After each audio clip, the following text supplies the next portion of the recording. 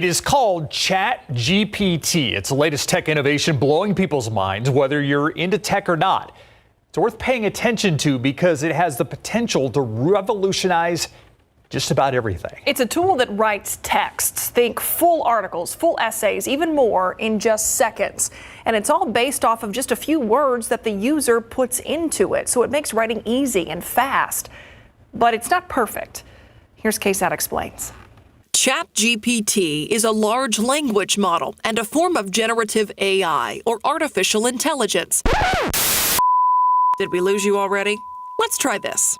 When someone says ChatGPT, what comes to mind for you? I get really excited and I start to speak faster. Ryan McPherson is a communications professor at UTSA. I am using it almost every day. And he is enthusiastic about ChatGPT. It is one of the most revolutionary technologies that is going to impact everything we do in society. ChatGPT produces text based on a question that it's asked or a prompt that it's given. Sometimes we struggle to explain things to other people, and this can give us a way to explain it at different levels. So I can say, explain ChatGPT or any other subject like I'm a fifth grader, and it can give me a simple bulleted list that I can more easily understand than going to Wikipedia and searching or going to Google and searching. Or it can write full articles or essays, paragraph after paragraph in seconds. For McPherson, I put in my integrated marketing communication assignment. I gave it the recipe, and it's really good at following recipes. And so it produced a project that was junior to senior level. And I was like, wow, this is going to change everything. Watch this. I asked ChatGPT to write this story for me.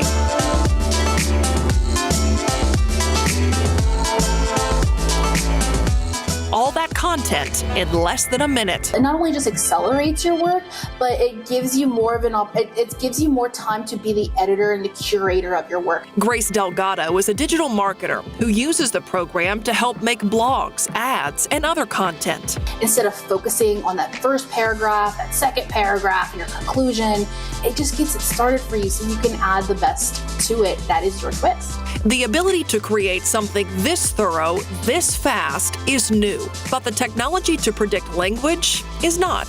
It's actually been out there for a long time. It's just getting better over time. My name is Anthony Rios. I'm an assistant professor in information systems and cybersecurity. Language model is basically you're given some input sequence of tokens, and then you're trying to predict future tokens. You can think of a token as basically a word, but sometimes we're thinking about subwords. As an example, given the input sequence, the University of Texas at, right? And then the model would learn to predict things like San Antonio, or Austin, or Dallas. Something I was thinking of is a feature on my email, autocomplete, right? If I type the word sounds, my email suggests good exclamation point every time. Is that the same kind of thing? It's the same thing. Yeah, it's the same thing. And autocomplete has been around forever, right? You imagine Google, right? Typing out like some things on a Google search and you're seeing new things come up. But this is far more and more complex than a few words. The company OpenAI debuted ChatGPT in November 2022. At that time, the large language model was trained how to predict text based on, well, a lot of stuff online that had been published up until its debut. Then it was updated mid-March. And with every update, ChatGPT incorporates more current content. You can ask it to come up with anything, really. All you have to do is create an account, and you can try it for free. And with every use, this technology is evolving as it learns from us. Like if an output comes from the system, like you're playing with ChatGPT and you say, hey, no, this is not good, or this is good, like a thumbs up or a thumbs down, then it can learn it over time. But humans are actually providing that feedback. So how in the world can humans provide that feedback, provide those kind of guidelines for basically everything on the internet? Yeah, they can't. It's impossible to cover everything. So ChatGPT is not the answer to every question. No, definitely not. Though some people think it is. The use of ChatGPT is certainly raising questions, especially when it comes to ethics. There's huge dangers. First off, we need guardrails, because if we come to a place where we trust AI, we know how those movies end, and it's not good. The world of academia may be the first to wrestle with the pros and cons of this technology. I think a lot of people immediately assume that it's going to be used for nefarious ends, that students are going to use it to cheat and to plagiarize. I think that potential exists, but I don't think it's inevitable. The internet has already provided plenty of ways to cheat. A big challenge for the professors we talked to is how to incorporate ChatGPT and get students to use it responsibly while making sure they're still learning something. It's the subject of professor workshops at Trinity University. Students are trying to get from point A to point B, whether that's, a credential or a grade or even just an experience that they hope to have in the class. And we try to put the learning in between point A and point B. And this is almost like there's a way around the entire apparatus that we've created that's supposed to teach them something.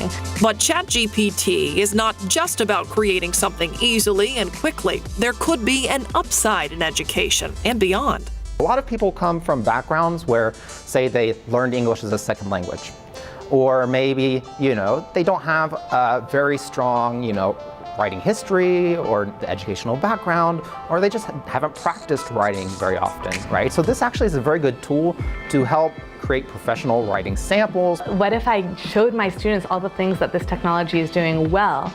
Like it's organizing an essay really nicely. It's got great grammar. It's supporting its claims with evidence. It can take the place of critical thinking for our students. So in education, we're looking for ways to integrate it into our courses and to our assessment practices with a bias towards making sure that students are still able to think critically and be prepared for the job market. Because like it or not, this tech exists in that job market.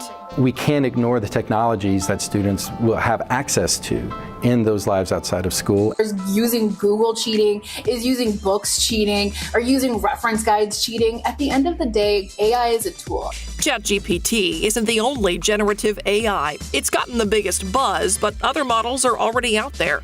So whether for educational, professional, or just personal use, there are some words of caution. ChatGPT makes mistakes. Here's just one example. The bot saying that 13 is not a prime number because it's divisible by 3. 13 is a prime number, and it was correctly defining what a prime is and what divisible means. So somebody might not realize it's false because it sounds so confident. It doesn't say this maybe, it doesn't use modal verbs. I think or I may, it'll say this is it, right? And if people don't take that into consideration, there's these unintentional harms as well. New technology always signals innovation. It's up to the user to let it spark and not stifle their own. One of the big dangers here is creativity and innovation.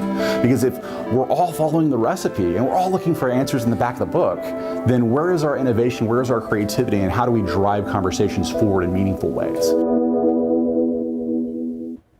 Interesting, huh? Yes. A few questions there. You can watch any KSAT Explained story on demand by scanning this QR code. You can also find Explains anytime on the KSAT YouTube channel. We'll be right back. A gardening project led a Judson ISD student to earn a grant that will impact her school for years to come. Tiffany Huerta shares the inspirational story and how this school project turned into a lesson in perseverance and collaboration.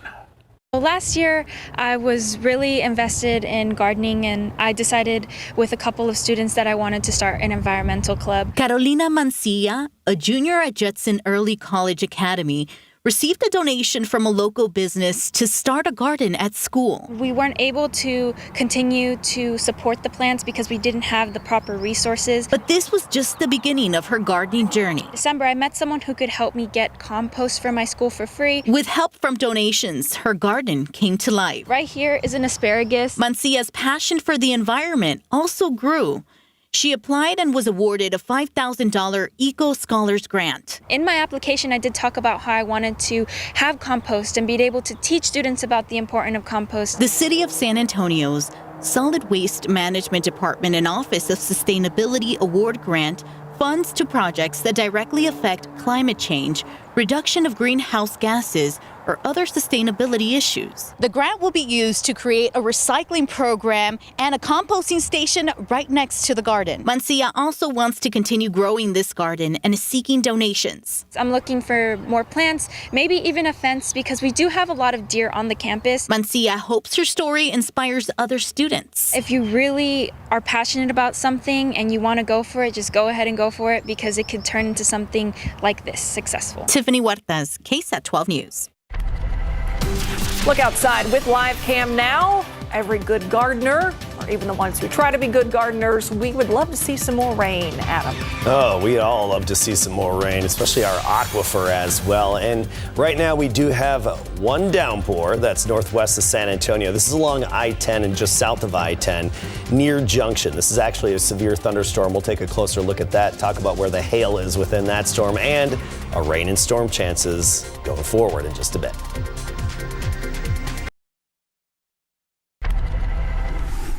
Seven people are dead, including the shooter at a private school in Nashville, Tennessee. The 6 victims have all been identified this evening. 3 children, all 9 years old, and 3 adults in their early 60s. One of the victims was the head of that school. The man shot and killed by U.S. Marshals on Friday has been identified. 46-year-old Michael Anthony Ollis was killed by federal investigators at a downtown hotel. No word on what led up to the shooting. DPS handling that investigation. A search is underway for a shooting suspect on the city's south side. This happened around 7:30 this morning at a home on Gerald Avenue. Police say it's the 5th shooting at the home since February. No description of that suspect has been released. The trial for a man charged with capital murder begins tomorrow. Jimmy Tran on trial for the killing of Andres Salinas back in 2019. Opening arguments set for tomorrow morning. You can find these stories and more right now on KSAT.com. And that's our 60-second wrap-up. All right, let's take a look at the forecast now. Some of us want to see some more rain, some people hoping for some chances, and then we got wind to talk about. All of the above, and a temperature roller coaster to talk about as well. Temperatures will be up and down a bit. We're actually going to be on our way down for the next couple of days, and then we climb back up. Very gusty winds developing tonight and lasting through tomorrow, and some isolated showers and storms. And we're going to start with some of that highly isolated activity. This is what we mean by isolated. Stray, out there alone. Not much around it. Some showers developing in parts of Valverde County and just west of Del Rio. But what we're really watching is Kimball and Sutton counties here. This is along and now just south of I-10 between Sonora and Junction, a severe thunderstorm warning. That's until 7 p.m. primarily for a hail core on the southern edge of this storm. But that's going to be at Segovia at 7:28 p.m. and Telegraph even at 7:07 p.m., assuming it stays intact in its track eastward. But the hail is basically in this little purple part right here, about 22 miles southwest of Junction. It could have 1 inch, maybe 1 1/4 inch diameter hail embedded within that. And more activity is likely to develop tonight. There is the off chance of a severe storm west of town overnight tonight, and then even east of San Antonio into tomorrow as well. Here's our future cast, and it redevelops more activity through the night and early morning hours tomorrow. Most of it tonight's going to be west of San Antonio and closer to the Rio Grande, even the Hill Country. And then during the day tomorrow, we'll see some development closer to San Antonio. And notice this, by 7, 8 p.m., it shows this one thunderstorm just popping up right over town. Okay, don't really rely on the exact location the computer is putting this storm, just the mere fact that this could pop up anywhere across our area. Actual coverage, we're talking about 30% of our KSAT12 viewing area. 30% tomorrow, and then 20% every day through Friday. So 20 to 30% basically the rest of this work week, and then no chance of rain as we get into the weekend. I wish I had better news for rain chances. Unfortunately, we're just not in the type of pattern to bring us what we need right now to really wipe away that drought. You will notice a difference in the mugginess, a bit of humidity out there right now. Dew points in the low 60s, but take a look at our dew point trend.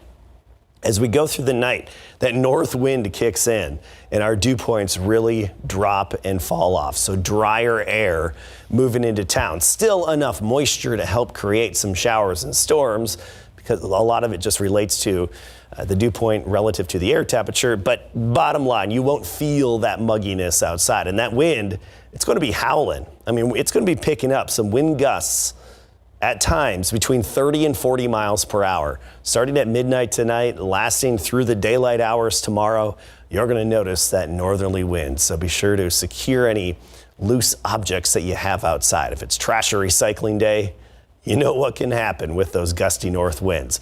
Again, gusting up to 40 miles per hour, 60 degrees at 7 a.m., up to 67 at noon, then a high of 70 degrees. So after 80 today, we're down to 70 tomorrow, and then 65 our high on Wednesday. That's our low point. 52 in the morning, maybe some long sleeves for the kids at the bus stop, then 65 in the afternoon. And then notice how our temperatures warm back up into the 80s as we get into Friday and this upcoming weekend. All right, lots to follow there. Thanks, Adam. We'll be right back. Got time for the buzz tonight, and the infamous so-called fire-breathing demon dog getting a fourth chance at a forever home. Ralphie, a 1-year-old 26-pound French bulldog, described by a New York shelter as a, quote, terror in a somewhat small package, end quote. The Niagara SPCA says it finally found a perfect adopter for him after he was returned 3 times. Oh, poor guy. Well, hopefully Ralphie's new owner, Jason, can handle this pup. It is his profession after all. Jason trains dogs for the Department of Energy in Tennessee. Before Ralphie went home with Jason, the dog completed a 6-week boarding and training program. Fingers crossed. Good luck, Ralphie. Yeah. All right, get ready to look up to the sky. A planetary parade is coming. The alignment of Mercury, Venus, Mars, Jupiter, and Uranus will become visible Friday and then continue that way over the next couple of weeks. Onlookers should be able to catch the best glimpse of the 5-planet alignment on Tuesday evening, just after sunset. Of course, depending on clouds and stuff like that. It'll be visible just underneath the crescent moon across the northern and southern hemispheres. Alignments like this one appear every few years or so. And what do they mean? Alignment. He's not taking the bait. Yeah. We'll be right back. I was talking about my back. Best thing about spring, in my opinion, the color outside. The bluebonnets are out and they are looking good. I spent a lot of time on the road, especially head north on 281 for some mountain biking this weekend, and it was hard to keep my eyes on the road. Anyway, love our little fur babies in the Texas bluebonnets, and a lot of people were off, pulled off to the side in a safe place, getting the family photos, the kids' photos. Saw a lot of that this weekend. Perfect time for it. Now, tomorrow near 70, so a bit cooler, then down to 65 on Wednesday before temperatures rebound again. So on a downward trend for a few days temperature-wise. Very windy tomorrow, and some isolated showers and storms basically every day through Friday. We tried to do that this weekend, take a drive and take pictures, and everybody fell asleep on it. So it was just you? Just Mom. Myra in the blue